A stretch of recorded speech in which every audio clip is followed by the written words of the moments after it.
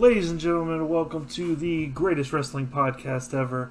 I am your host, Adani. As always, I am joined with the greatest co-hosts ever, Manask and Bodacious. How's everybody doing tonight? Fantastic.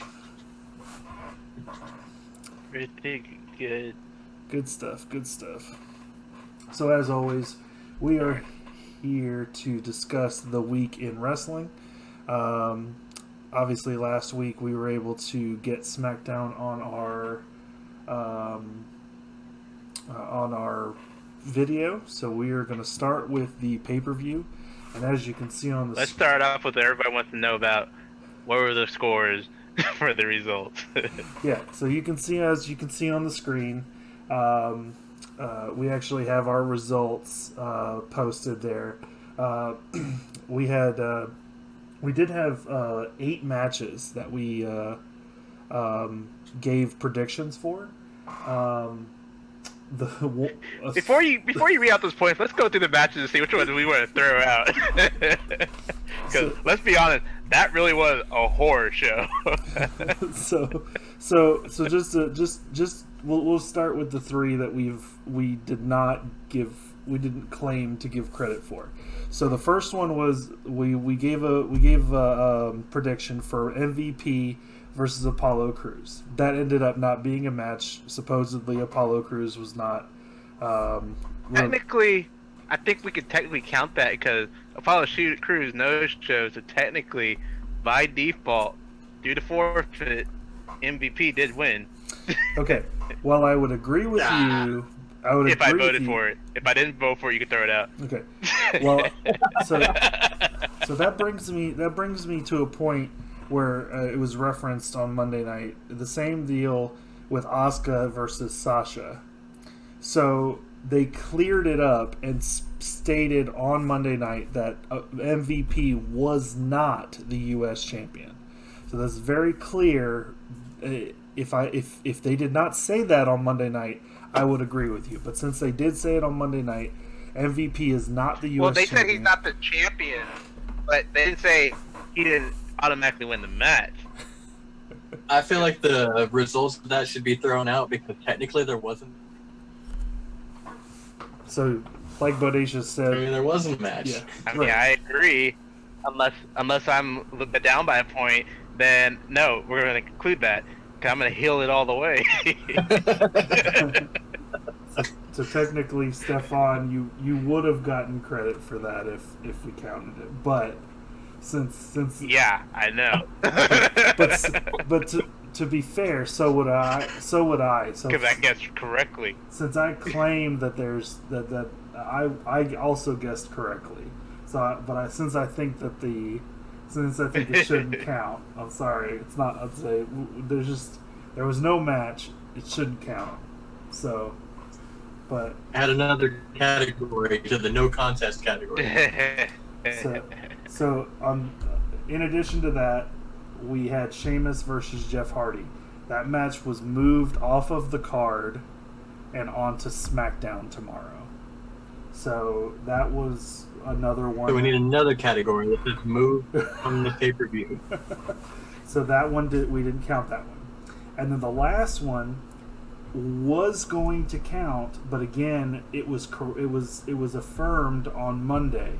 So since it was affirmed on Monday that there was technically no winner of the match, then Asuka and Sasha's match should also not count. And in that then I'm wondering, should there be one more? Because what about Wyatt versus Strowman? There was no clear winner or loser that match. Wyatt won that match. Did he though? I mean, because technically the Fiend came up, not Wyatt. They both drowned. I feel like Wyatt came up and then the Fiend did the thing after the fact. No, it was like the water bubbling red and the Fiend came up at the end of the match. Mm-hmm. So Bray Wyatt nor Braun Strowman came back up. I mean, Wyatt is Bray Wyatt. There was no pin. There was no submission. Yeah. There was no count out. So technically that wasn't even a match. Yeah, I mean, see, in this case, I chose the wrong one. I chose Braun. In the rules, in the rules, but in the rules of these cinematic Bray Wyatt matches, I feel like he won. I'm saying, like, I get a point because I guess right about Bray Wyatt winning, but I'm saying that I don't think technically they're winner for that one. Because if we're supposed to believe the Fiend and Bray Wyatt and all his personality is supposed to be different. Yeah, I mean, they're definitely different, but I can't speak to that one because I got it wrong. So if technically I got it right, but I'm good at leaving it in. I was just saying. Okay. I was like, but I'm arguing the wrong argument because I should be saying yes. It should the say. exact same two guys in the middle of the ring, Strowman win. Well, I mean, I don't know about all that. Yeah. It's made to look like Wyatt would have won. So we'll go with that. Yeah. So, since based on those, we'll say this: Wyatt team won. Mm-hmm. Team Wyatt won. Team Wyatt won. Okay. So in that sense, we have the Bray Wyatt. So obviously, you can see on the screen what our scores were. Bodacious came out with a 5-0 record. Since due to the ones we've eliminated, I got a 4-1, and Manas went 3-2. So let's continue. All about them tag titles, baby. All about them tag titles, baby. Yeah, that was. Mm-hmm. Yeah, you, Stefan, you should. So let's go. Let's move on to the next match. We got Braun and Bray, which was not a title match. Just so we're clear about that. The next match on the card was Seth versus Ray in the eye for an eye match. Donnie, myself, and Bodacious got that correct. What did y'all think? You know why y'all got that correct? Because Ray didn't sign a new contract. If Ray had signed the contract, he would have won. They said they did that to write Ray out a storyline in case he doesn't stick with WWE. That is a bunch of crap. Well, I mean, no insider trading here, so. All I know is me and Nani are sitting there on the bed watching the match, and she's like, "What am I watching?" So, I'm over here thinking, if I didn't have to do this show, I wouldn't even finish watching Extreme Rules after the first couple of matches. I was like, what is going on? so funny story. On Monday, I turned on Raw. My son wasn't asleep yet, and I turned on Raw, and the first thing they did was show the highlights from that match. And my wife looked at me like I was crazy. I was like, I'm going to turn the TV off for just a little bit. Let me say this. As much as I did not like Extreme Rules, that's about as much as how much I liked Raw the next night. Like, Raw, from me, personally, in my taste, was so much better than Extreme Rules. And that's sad when the free TV is better than the pay-per-view. Yeah, there were some good highlights for Raw, but let's finish up the pay-per-view first, then we can go and touch on Raw. The next match I got on the list is the New Day versus Cesaro and Shinsuke in a tables match. Adani and Bodacious got that correct again, and it was a title change. So Shinsuke and Cesaro. I'm not honestly, Adani even got the finish right. What? You were like, they're gonna like slip through the table or like look like an accident. Like, I feel like you called that finish. I'm glad though. I mean, it's about time they give something to Cesaro and Shinsuke. I mean, good lord. Mm-hmm. Yeah. I'm glad to be wrong about. That's the only one I'm glad to be wrong about. How many times has Cesaro won a tag team title with a different person? Like, man. And yet, he should be the world heavyweight champion, not Braun Strowman, but whatever.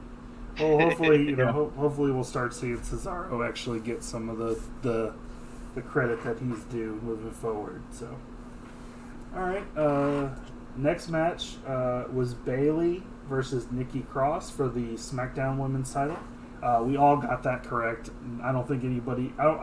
While the match was a good match, I don't think that was ever in anybody's any doubt in anybody's mind who was going to win that match.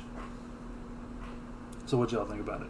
Well, actually, during the match, I started thinking that Nikki Cross could legitimately win the match, and I started to convince myself just from watching it, and that was just probably based on her performance. So I think eventually she could like be in line for a run.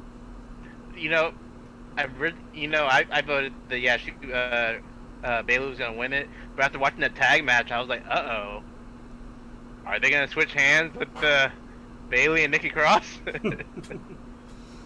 I'm not a fan of Nikki Cross either, so I really was scared. I was like, oh, this really is a horror show. All right.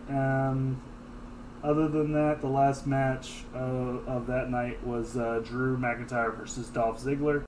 The stipulation was announced right before it, and to be honest, I actually loved loved the stipulation.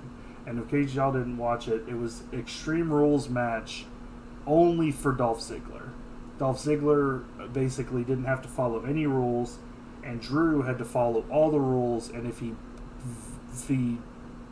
DQ'd or counted out, he lost the title. It was the only way. You know what I hate about that? If that made Dolph Ziggler look so much weaker as a character and as a wrestler, the fact he had all the odds in his favor and everything stacked against Drew, and he still couldn't pull off a win. Well, I agree with that, but I would also counter to say that was the only way you would ever think Dolph Ziggler could beat Drew McIntyre. So that, I mean, he's #heel Ziggler, right? I mean, look at Ziggler for like 10 years ago, when he was finally getting that big push, and he was like probably one of the best they had in the ring. You would believe that he could beat Dolph Ziggler. You believe he'd probably be able to go toe and toe with Brock Lesnar.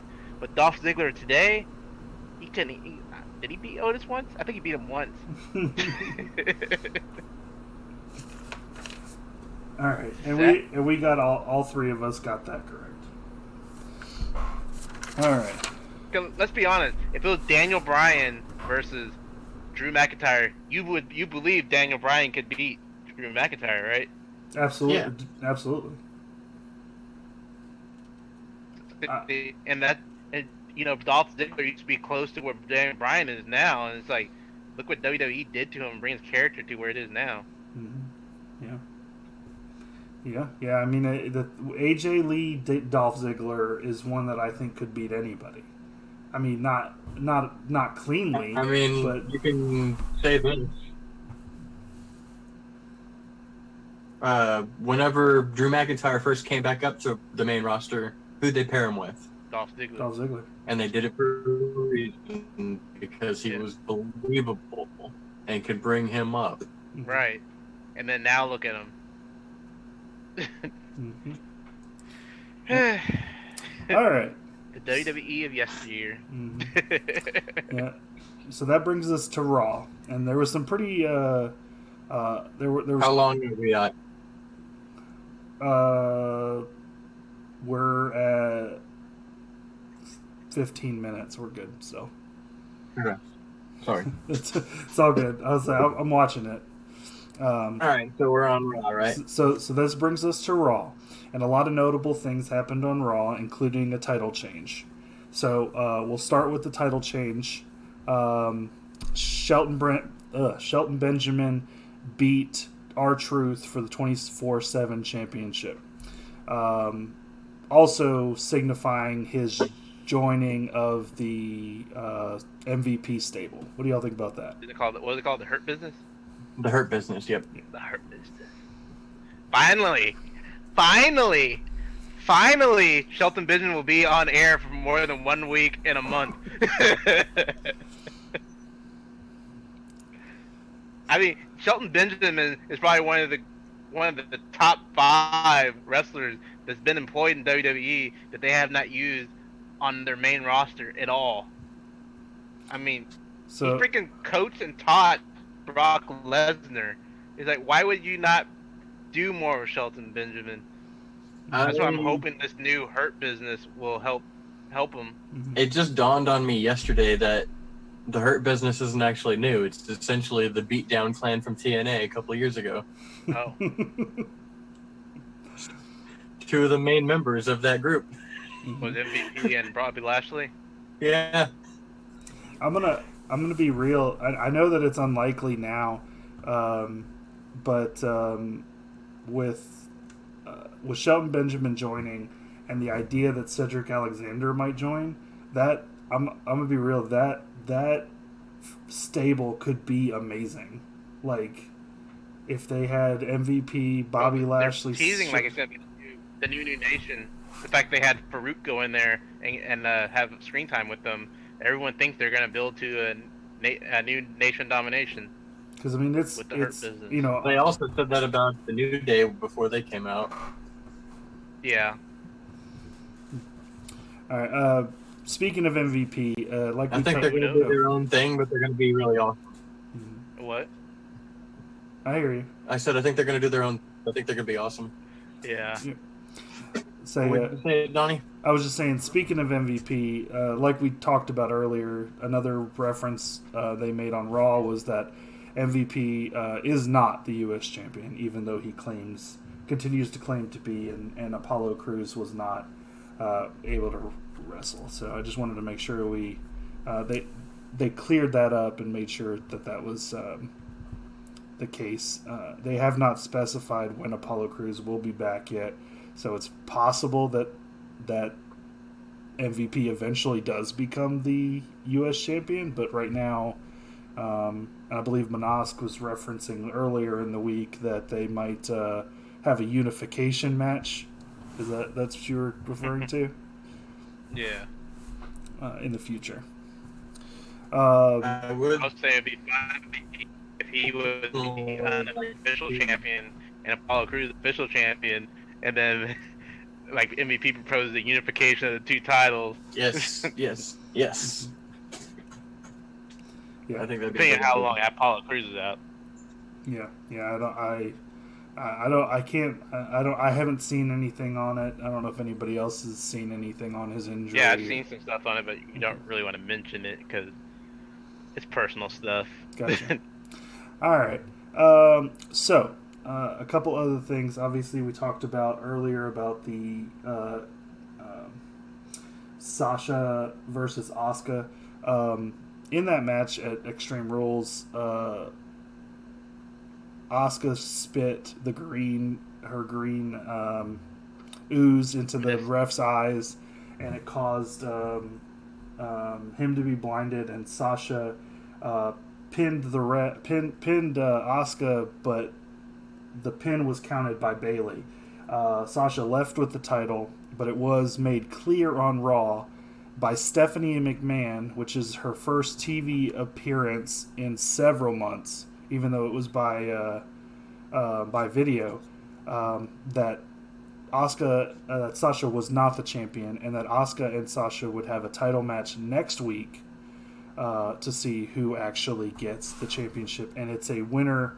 It's a win however you win, and you get the title. You cannot. It's no champion's advantage in that match. What do y'all think about that? I don't understand why they couldn't have done that at the pay-per-view and why they're doing it free TV now. Because the WWE doesn't care about the people that... Like, honestly, I think they should do away with all these little minor pay-per-views and just focus on the big four. Because then, like this past Sunday, I feel like I'm wasting your time watching that when, what really big came out of the pay-per-view besides new tag team champions? Rest of that stuff you could have just seen on Raw or SmackDown. I'm excited to see an actual, now or for real this time, Sasha versus Asuka match. So yeah, I think that's cool. But I just don't understand why they didn't just do it this past Sunday. Yeah, because without a doubt, if you remove the ending of the Asuka versus Sasha match, it was the best match of the night aside from the ending. Like the wrestling, like it literally, like. It just, they wanted to kill each other, and you could see it. And that's, if anything WWE has going for them, it's their women's division. It's just good. Mm-hmm. That second part of that, though, was the Stephanie being on TV again. What do you think? What do you think of that? Do you think WWE is lacking? Is lacking without a authority figure on TV on big TV? Do you think that could be part of the reason that? To be honest, the lack of authority is not the problem they have. It's the writing. It's the writing, yeah. They don't have the ability. They've used that crutch for so long. They don't have the ability to make stars without having an authority figure to go out there and say, "Hey, good guy, I don't like you, you're lame, these reasons and that, and this, that, the other, and I like this bad guy, so you fans should hate him, and I'm gonna stick him on this guy." Like, let the characters get themselves over. I mean, yes, you look at what other wrestling companies do. Look at their own freaking show, NXT. They do such a better job than their main roster show, even though it's supposed to be main roster as well. It's like the writing on Raw and SmackDown is just horrid. And it's inconsistent. Because, like, as good as this week's show is, I don't have any high hopes that next week's show is going to be as good. Well, I mean, it's seriously every Monday, I'm going hour hoping, praying, begging for it to be good, so that I stick around for the second hour. And then I'm hoping, begging, praying that's gonna be good, so I stick around for the third hour, which by then if I can stay awake, even if it is good, 3 hours is too long. Well, that does bring us up. That opening match, though. Go ahead. What? Go ahead and finish your thought on that. That opening match was the best match on Raw that I think I've seen in a while. What was the opening match again? Aleister Black versus Rollins. Mm-hmm. It was a good match. It probably was. I don't think I really paid. I think I watched the first half of the match and then kind of lost interest because I'm not happy about what they're doing with Aleister Black. Well, it's like most matches on Raw nowadays are like 5 minutes. Mm-hmm. I feel like the segment was like probably like 30 or 40 minutes. Yeah. I mean, it was a great match for an Aleister Black and Seth Rollins. Obviously, Seth Rollins is easily can put anybody over, and Aleister Black is still technically up and coming. So having Seth Rollins and an Aleister Black feud is a good idea in my book. Let's hit on the last thing on Raw, and then we'll move on from there. The last thing on Raw that was notable was obviously we had the Drew McIntyre versus Dolph Ziggler match at the Extreme Rules. Oh, that can't be the last thing. You gotta also talk about the Street Profits match. That frog splash everybody's talking about. I'll let you get. That was a good match. I'll let you. That frog splash. That's frog people's never seen. The dude twisted in the air as he's doing the frog splash. Yeah, I've got Garza underline. That was a great match. Definitely. I kind of feel bad for Andrade though, because I feel like Garza's charisma and machismo. I agree. Something about him that overshadows Andrade, and I feel bad because that dude's a star too. But yeah, there's something about Garza. It's that I think it's probably that he has a little more youth in him versus Andrade. Mm-hmm. Yeah, and I think obviously Andrade started over at SmackDown and now he's over at Raw, and I think he could have benefited from a little bit more time at SmackDown than on Raw. But we all know why he's on Raw, so that's but getting back to that, since we could have talked about that after I did this, but but so the Dolph versus I heard Drew McIntyre's name. I'm like, no, tag match. All right. Well, the the Drew McIntyre and Dolph Ziggler. Obviously, they had their match at Extreme Rules. That was Dolph picking the stipulation. Apparently, Dolph went and begged Drew for a rematch, and next week we'll get a WWE title match. But Drew gets to pick the stipulation this time. So, what do y'all think? What do y'all think about that? Do you think it's just? I didn't really care for it. That was why I interrupted you with the tag match. Yeah. Well, it's important because it is for the WWE title, and regardless of I think part of it was, I kept hearing the rumblings that it was going to be Drew versus Randy at SummerSlam, and I thought this past Monday was going to be the beginning of the build-up, and so to get him versus Dolph again, it's like, we all know Dolph's not going to beat him. Mm-hmm. Yeah, I fully expect Randy Orton to come out there and RKO both of them. So it was kind of a letdown for me, so that's why whatever. Yeah, at least we'll get an RKO out of nowhere. Yeah, definitely. I think they should have built Dolph Ziggler on Raw up more before putting him in this program. I understand why the storyline between him and Drew, but I just think they rushed the little feud between them with the title match way too soon for those two. Yeah, I mean, I could see that for sure. I'm willing to bet it went exactly like this. Ziggler probably went up to somebody and was like, "Hey, it'd be a great storyline if I brought back Heath Slater." And they're like, "Oh, that's a great idea. Let's do that right now." Do you? We have nothing. That's the WWE writers. We got nothing. Do y'all have anything else to talk about on Raw that y'all saw? I will say, this is episode number 3, and this is probably the longest we've ever spent on Raw. Yeah, this is actually 4. Oh, episode 4 and the longest we spent on Raw. I lose track of the weeks. That's true. It's been the first good Raw in a while. Yeah.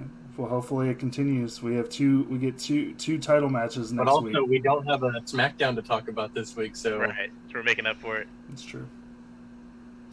All right. All right. So, next we're going to discuss NXT and what happened on NXT. So, the first thing that happened that started it off is that Keith Lee is relinquishing the North American Championship. I agree with you. I was not happy about that. I was like, they should at least had him defend it once while having both titles before relinquishing it. He did defend it once. Like that. He defended it once last week. It should have been more than once. It should have been at least enough times for him to lose it. Yeah. And hear me, because he could have lost it in a way that could have furthered a feud, because Cross could have interfered, cost him the title, and then you've got yourself projectiled right into a feud for the NXT title. But nope, their writers kind of dropped the ball on this one. But at the same time, a tournament, a tournament's great. I like a tournament. I got to be honest, I'm more excited for a different tournament, but... And then I'm over here thinking, why the freak would you put Finn Balor in the North American title chase and not the heavyweight title chase?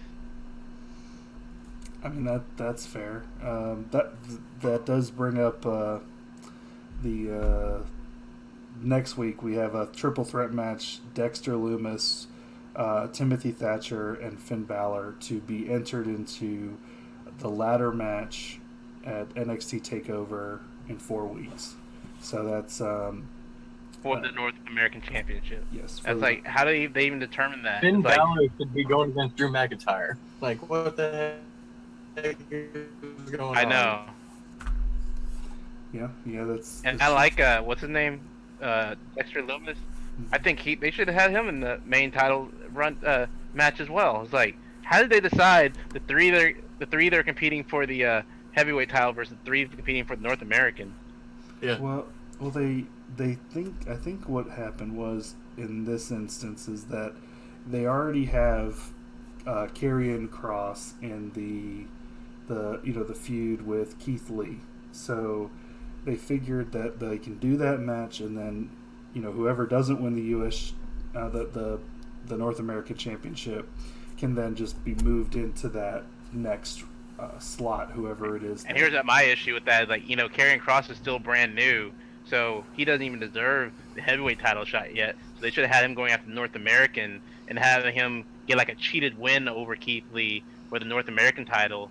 Then they can continue that feud and build that up to a title match between the two. Mm-hmm. I feel like this is going to end up being a really personal feud, and it's going to go on for a couple months or events. I mean, that'd be fair for sure.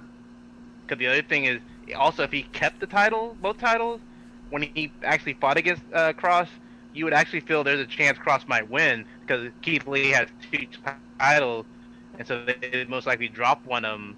But now that he has just the 1 title, Karrion Kross is not going to win the first time he battles him. This is true. Not in the WWF. Well, I mean, even in AEW, look at Brian Cage. Yeah. Mm-hmm. Yeah. Well, really, it's a bunch of guys. Brody Lee had a championship match early on. A lot of guys. Mm-hmm. And now, I watched NXT, and really, there wasn't really anything other than, noteworthy. But there was one incredible match in my eyes, and that was the first triple threat match to enter into that and that ladder match for the North American Championship, and that was Roderick Strong versus Johnny Gargano and Bronson Reed. To be honest with you, that was the only match I really enjoyed on NXT.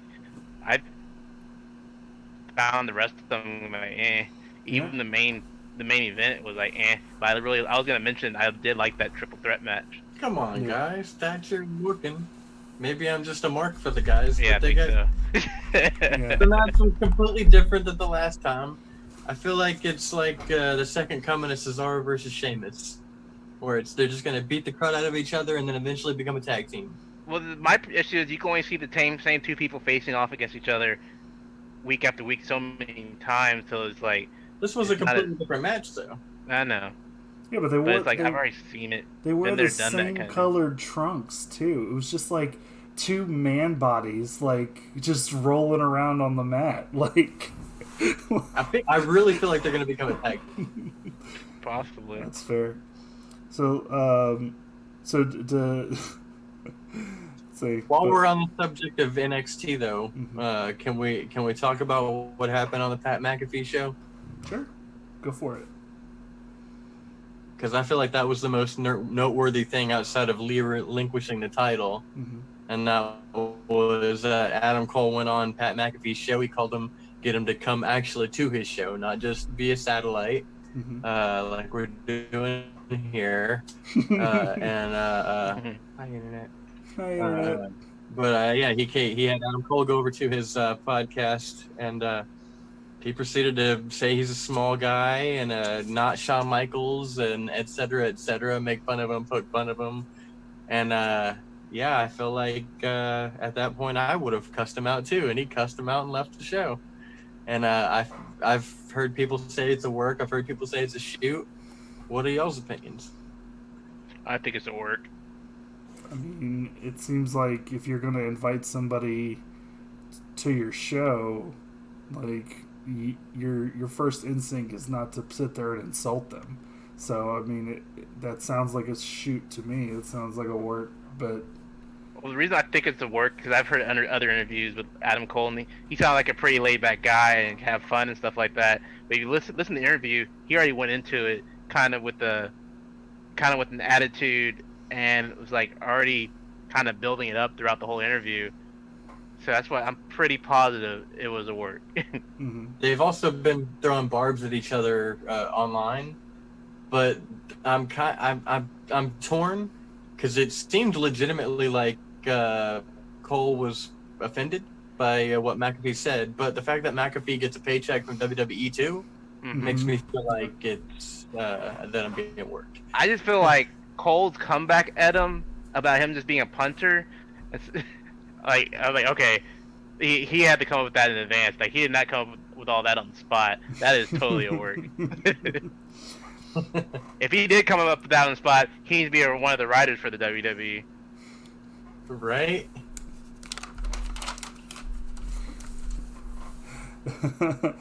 Oh, okay. But anyway, But my favorite segment for NXT though, since that wouldn't, if that was on NXT, that would have been the best segment of the week. But sadly, it wasn't. But my favorite segment in NXT was the promotion, that little promo of Finn Balor. Oh yeah, that was good. I was like, okay, that woke me up. Like, okay, Yeah, I'm down. Yeah. I mean, it's definitely. I mean, obviously Finn Balor has been WWE the world champion. So I mean, it's always expected that what something that he does is definitely held up. Where and even so, that's going to help the fact that Keith Lee just relinquished the title instead of losing it. I just have one retort to that. I mean, I'm aware it's a world championship, but as a world's greatest co-host, I just have to say about the world, he was a universal champion. Right. Yeah, that's right. You're right. Yeah. And, okay, let me ask this. The North American Championship is going to be a ladder match, and the winner of the ladder match wins the title. How is that any different than, people complaining Asuka was just handed the title, but she won the Money in the Bank, which was a ladder match, and it's like, instead of it being the contract, it was the title, so how is that any different, her winning it that way versus them doing the little ladder match for the North American title? I didn't know people were complaining. Yeah, they were complaining. They even made reference to it again. Stephanie McMahon even referenced that technically she didn't win the title either. It was handed to her, and it wasn't handed to her. She won it from the ladder match from the briefcase. Mm-hmm. Yeah, I mean, technically, all you have to say. I mean, if anybody says otherwise, all you have to say is that Becky. Becky laid down and she pinned her. Like, I mean, there's no difference in my eyes, because it's not like Becky could be cleared to wrestle pregnant anyway. So essentially, in my eyes, Becky relinquished the championship, and Asuka turned in her contract to take control of it, because if there's no reason that contract couldn't be just to claim a relinquished title. I mean, it's like if they're saying that she didn't really win by winning the ladder match, then technically they just weakened the North American the next champion, because they're gonna win through a ladder match rather than beating the current champ who decided he was too good for it and gave it up. Well, that's what I was kind of getting at, because they kind of said it was that the North American Championship has been holding good notoriety, but the fact that the world champion relinquishes it actually makes it lose a little bit more, lose some of that, like that being held up, and so when you relinquish a championship, you're again going back to Finn Balor, if you were to put it on him, it's going to instantly gain that prestige back, because he has been. For me personally, as a fan, it wouldn't gain that prestige back, just because I know A, the champion just gave it up, and B, is like, why is he fighting for that one rather than the NXT championship? He's already won it once before. Why would he not be going for it again? That makes sense. Yeah, you can't argue that. And it was kind of contrary to his previous interviews, where he said, I don't need to go after the NXT title because I'm the North American champion. Yeah. Yeah. Yep. All right. Yeah. Well, do we have anything? Kind of contrary to what happens on the other program, where the guy that holds the secondary title doesn't even want a chance at the other title right now. Well, so do we have anything else to reference on NXT, or do you think? What do you think of the main event? Cross versus Dijakovic. I thought it did. I thought it did exactly what it was designed to do.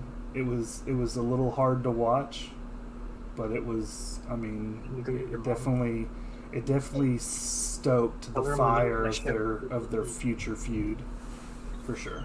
I think that was actually in my eyes a good program for that last main event for sure. And it definitely made Karrion Kross, not that he didn't already look so imposing, but it definitely made Karrion Kross look much more of a threat to Keith Lee. And so I noticed, with Keith Lee winning, and then him giving him a chance to Divakovic, and then next his opponent's gonna be Thatcher, and the way they split up who's going for the heavyweight championship versus North American championship.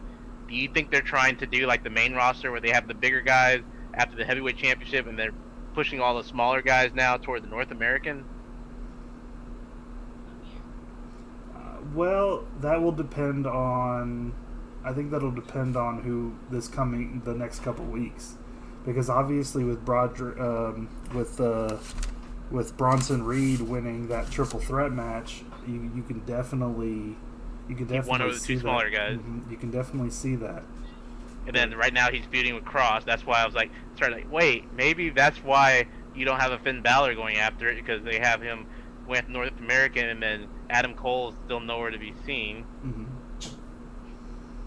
I mean, it wouldn't necessarily. I mean, it would make sense. I mean, because if you have a world heavyweight championship, the people who are fighting for it should be heavyweights, so to speak. I mean, you're. I don't think they even call it a heavyweight champ. I think it's just called the NXT Championship, right? Yeah. Mm-hmm. So if it's not if it's not labeled a heavyweight championship, then it shouldn't matter your weight class. So I also, as far as the belts and the roster and who's going for which belt, I think it depends on how your roster's laid out and how you have them scattered. Because most of their big guys, they got an NXT UK. And most of them are in the Imperium Stadium, or stable. You know what I mean? If Walter was on regular NXT, he'd be going for either one of those belts. Right. All right. Do we have anything else to talk about on NXT, or that's all I have right now? Okay. I was already ready to move on. Yeah, you were. All right, so that wraps up WWE for the week. From there, we're going to move on to AEW, and so I was Dark. Yeah, I have not watched Dark, so but if y'all have something talk about Dark, please do. I think the biggest thing that came out of Dark was, the introduction. It's late. I'm tired. The introduction of gosh, I can't even talk right now. Introduction of Taz's newest client, Ricky Starks. Ricky Starks. That's right. But yes, I'm gonna go back and finish watching Dark in the morning. I've only saw the first quarter of it, so. I know Bodacious, he watched it. What do you think?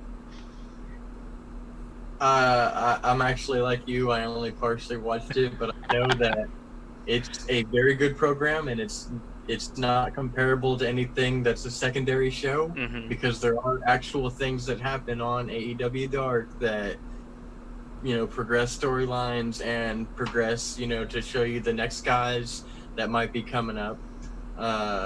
Yeah, I'd say it's a good program to start watching. What I like about Dark, it's like, it's their dark matches, and so they treat it more like an indie show. So all those rules you normally have for TV are thrown out the window. It's like going to a bingo hall show when watching episodes of Dark, and they have that same goofiness, and they don't take it too seriously, and it's giving like a lot of their wrestlers that do not have much ring experience or camera experience more of an opportunity to get some practice in and to get seen and be known. Like, it was a great idea for a show. Makes sense to me. Alright, on to Dynamite. Alright. So on Dynamite, Dynamite opened with the TNT Championship match between Cody and a independent wrestler. Eddie. A well-known independent wrestler that they strategically put out a tweet the day before, or 2 days before, a couple days before, and like it had everybody guessing that was some of the smartest promoting that they could have done, and I would put that way past WWE to even think of that nowadays. To even let a guy come in that's on, NWA, that's coming into AEW, and let him run his mouth at the beginning of the show. I mean, they've done it 3 times now. This is the third wrestler they did that with. The very first one was Ricky Starks.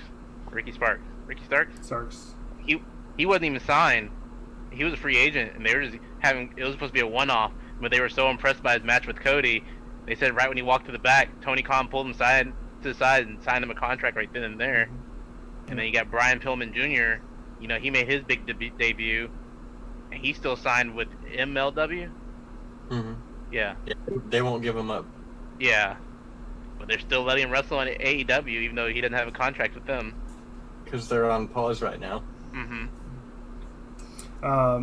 That was Eddie Kingston that he wrestled against. I don't know if we. I have not seen him before. I've heard of him. Yeah. He reminded me a lot of Kevin Owens earlier Kevin Owens when he was Kevin Steen. But what I got here is he tries really hard to sound mean, but instead he kind of comes across as trying to be hardened and not real. Yeah, his personality. His wrestling styles seem pretty good, but yeah, his promo was not. No, I wasn't that impressed with the promo, but. I feel like I'm in Twilight Zone right now. All I've been hearing about all day long, on the radio, online, everyone praising, and on Twitter, everyone's praising that promo. That was like one of the best promos people have heard from in a while. He had so much heart in it. It was a great promo. Hooked people in. They got them excited for the match. I even also loved the promo. That's what y'all didn't like the promo? I mean, I didn't hate the promo, but it wasn't groundbreaking. The fact that you didn't know who this guy was. This guy comes in. He talks down Arn Anderson and Cody right there. He makes use of his 30 seconds given to him on the microphone in front of a large audience. I mean, he wasn't shy. He put it all out there. You can tell. His insults felt forced. Like he meant every word he said. Yeah, I don't know. Some of his insults felt forced to me, but at the same time, I liked his wrestling style, and he felt raw and aggressive, and I liked it. But like I said, his promo just felt forced to me. Yeah. So he was able to get a hardcore match, and they, utilized it. What do you say? Obviously, we always have this we always have the conversation. How do y'all feel about thumbtacks? Normally, I wasn't even a fan when Mick Foley did it either. So when I'm watching that, it was hard to watch. They're slamming them on their bodies onto it. But at the same time, because I'm not used to watching it, it was entertaining to me, the fact that I was so horrified by it. I love that Cody pins him right there amongst them, and I don't even think he meant to. No, I think he submitted him. Sorry, submitted him. But like when he's like grabbing him and putting it on, like he's like, oh snap, like ah. It reminded me of Randy Orton Backlash against Mick Foley. Yeah. Oh my God. Because when I saw him throw the Trump thumbtack, I was like, okay, I can't do this. I'm done. I see the no.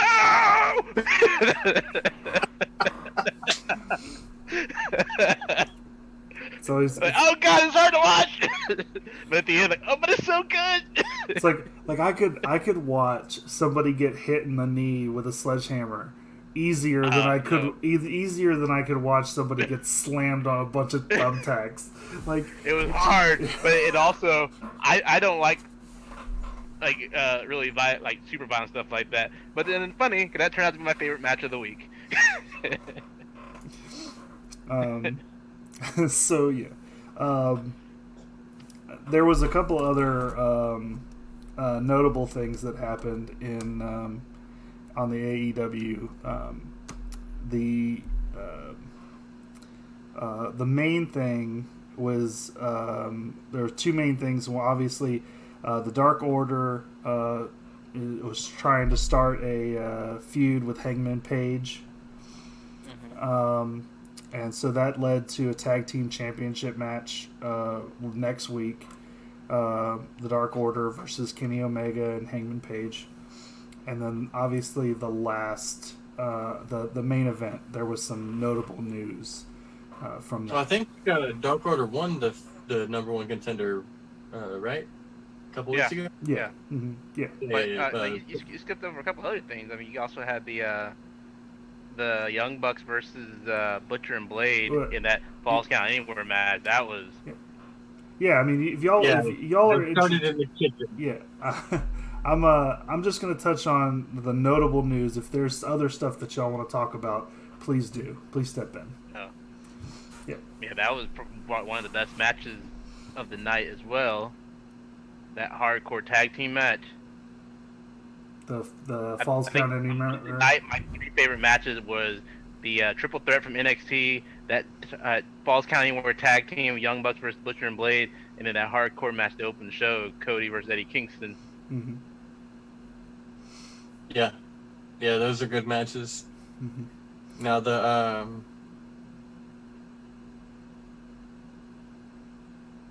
okay, sorry, I thought y'all were frozen. With anticipation, apparently. So anyway, the main reason that I dinged Kingston's promo is because right after that MJF had a promo, and I was like, boy, this guy's a star maker. Like, who is Griff Garrison? I don't know, but I want to know now. Like, it was a great night for promos for them. Mm-hmm. Yeah. But yes, you're right. Like, MJF's promo was up there with it as well. It was really good promo. I kind of felt like Wardlow should have been in the match, and MJF should have just been outside running him down. But whatever. Funny, because on Busted Open, he had Tommy Dreamer and Bully Ray discussing about MJF's promo, the fact that MJF's such a good heel that you had no clue who that Griff Garrison guy was, but you just wanted to see that guy smack MJF in the mouth, and you want to see him win. And a lot of heels are like cool heels, and where you start rooting for the heel, but MJF's so good that he put a nobody over. Yeah, Jungle Man. And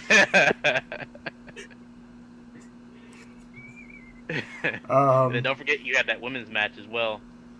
But also he talked about Adoni talked about the Dark Order. Cabana, is he really with them? Is he not with them? Is he playing them? I like that storyline. You're like, you have no clue. Like that dynamic. And then, like, whenever they come in to do the beatdown, like 10 just disappears. I think he's hurt or something, but like that was just really weird. You like the clueless guy that's a member of a cult, but doesn't realize that he's in the cult. Like, am I a bad guy like you guys, or his name are is we just cool? Colt with an O.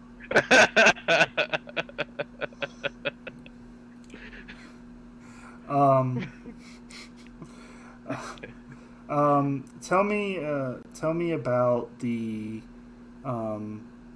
Serpentico, the situation at the very Okay, so I've seen Serpentico on Dark for the past couple weeks, and he's actually pretty cool. I was like, who is this guy? This is actually pretty freaking cool. That's why it was so shocking seeing him out of the blue start attacking Jurassic Express. Like, I didn't know he had a feud with them. I always figured they would team them up with Lucha Brothers. But yes, check out Dark. He did unmask. I guess that's yeah. And then on Twitter, a fan asked Chris Jericho, like, they're saying, like, and they think it's a silly question, but they seemed genuinely surprised when he took the mask off, and then Jericho said, yeah, they didn't know that Sammy was going to return, and they didn't know that was Sammy. He was over here thinking, why is Serpentico helping us all of a sudden?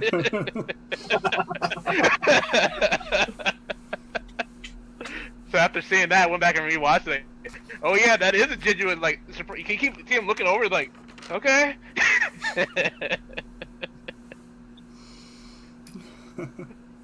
All right. What else, any other AEW news or stuff y'all want to talk about? next week's Dark is gonna be 12 matches, and they all look really great. You're gonna have main stars on Dark, and that's free on YouTube. Okay, go check that out. There's also next week. There's going to be a 5v5 match with Chris Jericho and Orange Cassidy. Chris Jericho's group versus Orange Cassidy's group. That should be pretty entertaining. It's Orange Cassidy, Best Friends, and Lucha Express versus the Inner Circle. Yeah. All right. Well, if we don't have anything else on EEW, we'll move on to our kudos of the week. So, do you want to start us off, Manask, or? No, I'll go after y'all. I gotta think. Okay, now I'll start it off. My kudo of the week goes to Cody because he's made the TNT title to the point where I care more about those matches than I do any of the heavyweight matches in any of the companies right now. Because it's just exciting to see who he's gonna have his open challenge up against next. Like, I have no clue who next week's gonna be, and he keeps bringing his A game each and every week. None of his matches have been boring, and in the short amount of time, he has made the TNT title important. Okay. Well, kudos to you, Cody Rhodes. Oh, you can't say Rhodes because WWE still owns the Rhodes. Just Cody. I can say it. Well, we got WWE and AEW news. That's right. All right, what you got, Bodacious? Who is getting your kudos of the week? Oh, man. Let's see.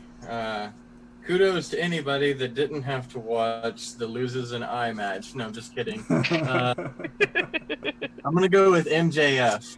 Okay. Because, Griff Garrison. Am I right, man? That was he definitely. He could probably get a mop over.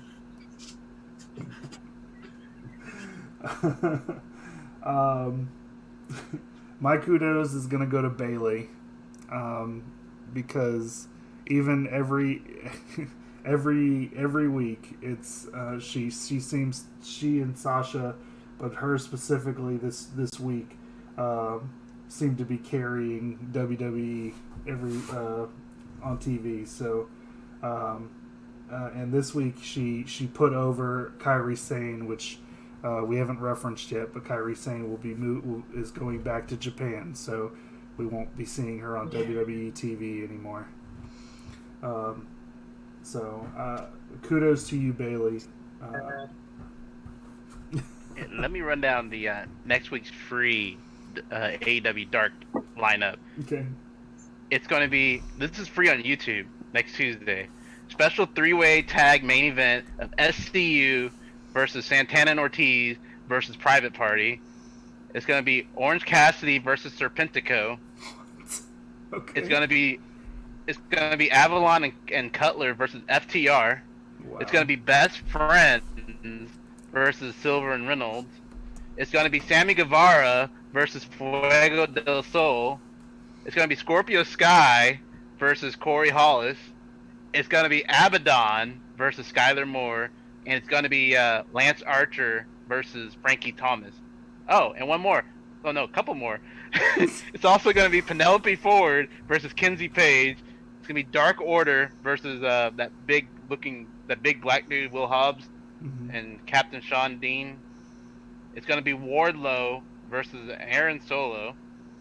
It's going to be Joey Janela and Sonny Kiss versus Pineapple Pete and Michael Nakazawa. And that's it. It's almost like a pay-per-view worthy. I was gonna say, is it like I feel like they're filling up Hermione's bag over here, and it's like another match, and another match, and another match. It's supposed to be a big thank you for the ratings doing so well this week from Tony Khan. Well, that sounds good. All right. You were talking about Bailey for a second there, but you know who's running the exact same gimmick, but I feel like just a little bit better? You talk about the role model? The role model. Dr. Britt Baker. Yeah, I mean, I like Bailey better than Britt Baker by a mile, but like the promo work and the character work, I don't the know by a role model, mile. her ring work, dude, Bailey's the bomb. Mile. No, I'm It saying doesn't you get to said by a showcase it. mile. Like I don't know if I would say you enjoy it more by a mile. I mean,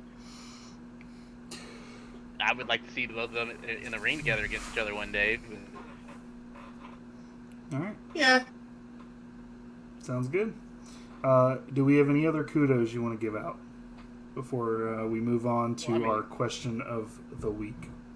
Oh, we got to answer the question for last week, actually. Yeah. Well, yeah, that's.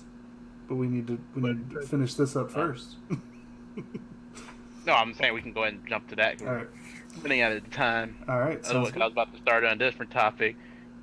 All right. About the Bailey versus Britt Baker, but that'll be next week. Yeah, we can talk about that next week.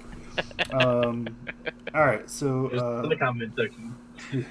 last week we posed the question: what is your favorite SummerSlam moment? Like I said, make sure to post that in the comments. We did not have any for anybody other than us this week. So let's start with Bodacious. What is your favorite SummerSlam moment? Can I go last on this one? I'll go first. Okay, sure. Yeah, go for it. All right. The SummerSlam 2000 TLC match for the Tag Team Championships. It was Dudley Boys versus the Hardy Boys versus Edge and Christian. Need I say more? That was definitely one I was. That was definitely one I was considering for sure. Yeah, it was on my list. Just let me check it off. I'm gonna have to go a little more recent. My favorite SummerSlam moment, and obviously it was ruined, 30 seconds to a minute after, but my favorite SummerSlam moment was 2013. Daniel Bryan beats John Cena. It was a good moment, and it started, the chain of events that would lead to eventually WrestleMania 2014, and it was a really great moment. A fantastic match. That was a great match. Boy, I mean, there's a lot of great SummerSlam moments when you really start to look at it, though, right? Mm-hmm. I mean, Shane McMahon fought Steve Blackman and had that incredible moment at SummerSlam. Bret Hart, Mr. Perfect, where he won his first championship belt as a solo act. Warrior Honky Tonk Man in '88. But of all of those, I have got to go with 1992 in London, England. Bret Hart, Davey Boy Smith, all-time favorite SummerSlam moment. Jam-packed arena. You get the Queen and the dogs and the music and the feel and what was his wife's name? Bret's sister. She's out there in the crowd and she's feeling it, and you're feeling it. The emotions are running wild. Like, oh man, that was the best. When I was a kid, that was the best. And it's Bret freaking Hart. Darn straight. Best there is, best there was, best there'll ever be. All right. Well, great stuff. Be the best, or you can be the greatest. It's all great stuff. Thank you for your answers for the question of the week. I'm now going to pose. So the first 2 weeks, obviously the first week we did this, we didn't have a question of the week. The following 2 questions were made by Manosk and Bodacious. So it is now my turn to pose a question, and I am going to pose the question of the week to be: what is your favorite Undertaker moment? Since we just we just got over through the last ride documentary and with him retiring and all this, so I just want to know. Put it in the comment section below, and we'll answer. We'll answer it on screen next week, and we'll also read some of the comments posed down below. So, what is your? Wait, is the question greatest Undertaker moment or greatest Undertaker match? your Undertaker match / moment. Or moment. Okay. If it's your favorite match, it's your favorite match. If it's if it's where he just crucified Stephanie McMahon, I mean that's that could be I mean if that's your favorite moment, that's your favorite moment. But it could be a match, could be a moment, just something where the Undertaker, what is your favorite Undertaker moment? So, yeah, that is going to be the question of the week, and hopefully we can get some good answers from that. And The thing was managed by Paul Heyman as Mean Mark Callis. Just kidding. And that is all for the week. Yep. This is going to be it for all. All right, everybody. Thank you for watching. As always, please go to our Facebook at Adani Gamerspace. Follow us on Twitter at TheGreatestWRE1, where you can see any news along with when we post our latest videos. Obviously, every Thursday night except for pay-per-view nights. Those are Friday nights. We hope to find you here with us. Thank you for watching, and this is Adani signing out.